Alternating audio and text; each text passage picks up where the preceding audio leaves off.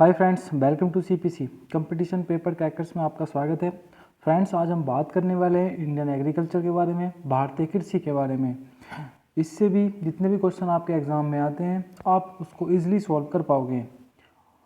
अगर आपने हमारी इससे पहले की वीडियो नहीं देखी है वर्ल्ड एग्रीकल्चर पर, तो आप हमारे YouTube channel competition paper crackers में जाकर वो वीडियो देख सकते हैं। समय बर्बाद ना करते हुए हम सीधे भारतीय कृषि पर चलते हैं। इंडियन एग्रीकल्चर मतलब भारतीय कृषि। भारतीय कुल क्षेत्रफल का लगभग 51% भाग कृषि होती है। मतलब भारत का जो क्षेत्रफल है 32,87,263, उसमें जो होता है उसमें से 51% भाग पर कृषि होती है तथा भारत में 50% श्रम शक्ति पर आधारित है। मतलब 50% पॉपुलेशन जो है हमारी वो कृषि ही करती है। भारत देश की राष्ट्रीय आय का विकास करने के लिए कृषि का विकास होना बहुत ज़रूरी है।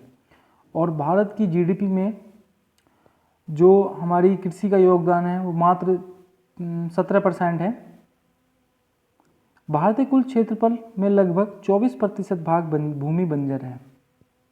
भारतीय कुल क्षेत्रफल में 21% भाग वन है। अगर आपसे पूछा कि भारत के क्षेत्रफल में वन का कितना प्रतिशत है, तो 21% भाग वन है हमारे यहाँ। भारत में मुख्य रूप से कुछ प्रकार की फसलें उगाई जाती हैं, जैसे रबी की फसल जो अक्टूबर नवंबर में बोई जाती है और मार्च अप्रैल में काट ली जाती है, जैसे गेहूं, चना, जौ, मटर। ये रबी की फसल, ये शीत ऋतु की फसल भी कहते हैं, जो अक्टूबर नवंबर में बोकर मार्च अप्रैल में काट ली जाती है। फिर खरीफ की फसल, यह जो फसल है जून जुलाई में बोकर अक्टूबर नवंबर तक काट ली जाती है, जैसे कि चावल, ज्वार, बाजरा, सोयाबीन, मक्का, गन्ना, कपास।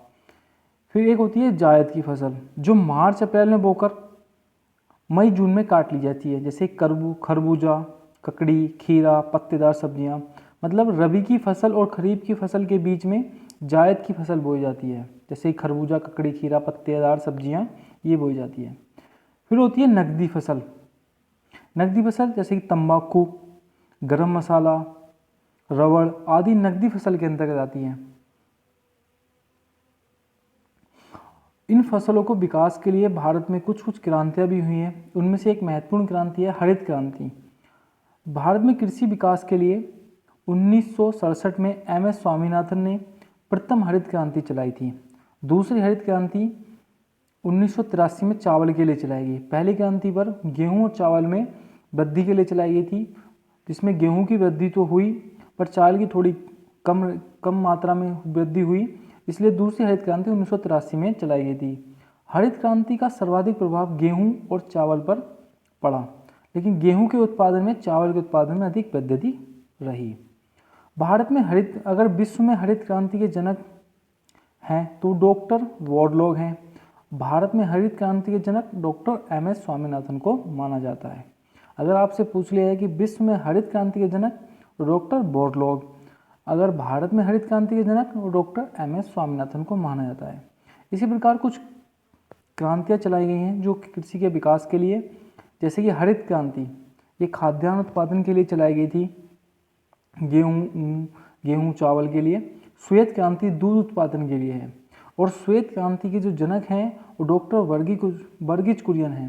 ये दूध की मात्रा बढ़ाने के लिए चलाई गई थी। पीली क्रांति ये तिलहन उत्पादन के लिए चलाई गई थी। नीली क्रांति मत्स्य उत्पादन के लिए, मछली पालन के लिए। सुनहरी क्रांति जूट से उत्पादन से संबंधित है, और गोल्ड क्रांति आलू उत्पादन से संबंधित है।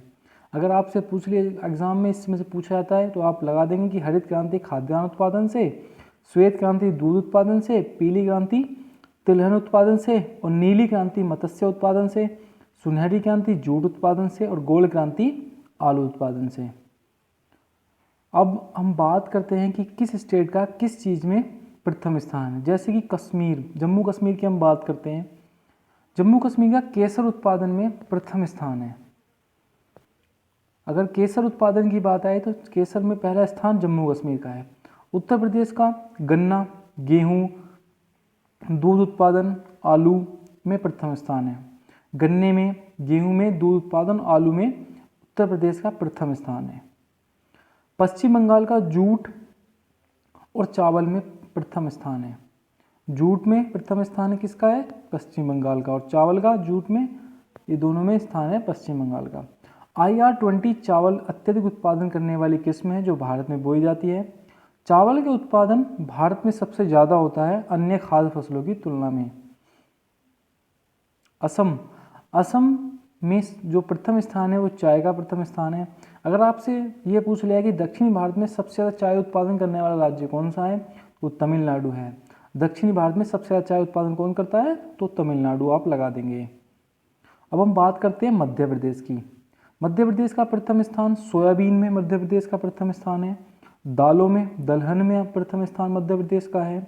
चने में मध्य प्रदेश का प्रथम स्थान है और कुल दालों में भी मध्य प्रदेश का स्थान है। राजस्थान का सरसों में प्रथम स्थान है। गुजरात का कपास और मूंगफली में प्रथम स्थान है। कपास में प्रथम स्थान किसका है, तो गुजरात का प्रथम स्थान है। मूंगफली किस राज्य में सबसे ज़्यादा होती है, तो गुजरात आप लगा देंगे। अब हम बात करते हैं महाराष्ट्र की। महाराष्ट्र का प्रथम स्थान प्याज में प्रथम स्थान महाराष्ट्र का है। प्याज सबसे ज़्यादा महाराष्ट्र में उगाई जाती है। अरहर महाराष्ट्र में उगाई जाती है सबसे ज़्यादा। अंगूर महाराष्ट्र में सबसे ज़्यादा उत्पन्न होता है और आम। तो महाराष्ट्र में जो प्रथम स्थान है वो प्याज में प्रथम स्थान है, अरहर में प्रथम स्थान है, अंगूर में प्रथम स्थान है और आम में प्रथम स्थान है। और भारत का जो राष्ट्रीय फल है, ये यहाँ पर थोड़ी प्रिंटिंग मिस्टेक हो गई थी, भारत का राष्ट्रीय फल भी क्या है, आम ही है। अब बात करते हैं कर्नाटक की। कर्नाटक का जो प्रथम स्थान है, कॉफ़ी में कर्नाटक का प्रथम स्थान है, रेशम में कर्नाटक का प्रथम स्थान है और सनफ्लावर में कर्नाटक का प्रथम स्थान है। अगर कोई आपसे पूछे कॉफ़ी सबसे ज़्यादा कहाँ उगाई जाती है, तो कर्नाटक लगाएंगे। और रेशम सबसे ज़्यादा कहाँ उगाया जाता है, तो कर्नाटक लगाएंगे। और सनफ्लावर कहाँ सबसे ज़्यादा उगाया जाता है, तो कर्नाटक ही लगाएंगे। अब हम बात करते हैं केरल की। केरल प्राकृतिक रबड़ केरल में सबसे ज़्यादा उगाई जाती है। गरम मसालों में केरल का प्रथम स्थान है। काजू में प्रथम स्थान केरल का है। नारियल में केरल का प्रथम स्थान है और काली मिर्च में प्रथम स्थान केरल का है। तो केरल का जो प्रथम स्थान है वो प्राकृतिक रबड़, गरम मसाले, काजू, नारियल और काली मिर्च में केरल का प्रथम स्थान है। अब हम बात करते हैं आंध्र प्रदेश की। आंध्र प्रदेश में का जो प्रथम स्थान है हल्दी, तंबाकू और मक्का में आंध्र प्रदेश का प्रथम स्थान है। अगर आपसे पूछे कि हल्दी में किसका प्रथम स्थान है, तो आंध्र प्रदेश का है। तंबाकू का सबसे ज़्यादा उत्पादन किस राज्य में होता है, तो आंध्र प्रदेश का होता है। और मक्का का सबसे अधिक जो उत्पादन होता है वो कहाँ होता है, तो आंध्र प्रदेश आप लगा देंगे। अब हम कुछ इम्पोर्टेंट चीज़ों के बारे में जान लेते हैं। जैसे कि इम्पोर्टेंट तिलहन जो प्रौद्योगिकी मिशन था उसकी स्थापना 1986 में हुई थी। पंजाब को भारत का धान्य भंडार भी कहा जाता है। भारतीय रसदार जो फल अनुसंधान केंद्र कहाँ पे है, तो नागपुर में स्थित है। भारतीय रसदार फल अनुसंधान केंद्र स्थित है। नासिक अंगूर की खेती के लिए प्रसिद्ध है और पंजाब में सिंचाई जो है मुख्य नहरों से होती है। ये हमने कुछ आज इम्पोर्टेंट बातें जानी। तो फ्रेंड्स, आपको ये वीडियो कैसी लगी हमें कमेंट बॉक्स में ज़रूर लिख के बताएं और हमारे चैनल को प्लीज़ सब्सक्राइब जरूर कर लीजिएगा कि हमारी जो आने वाली लेटेस्ट वीडियो है उस आपको सबसे पहले प्राप्त हो।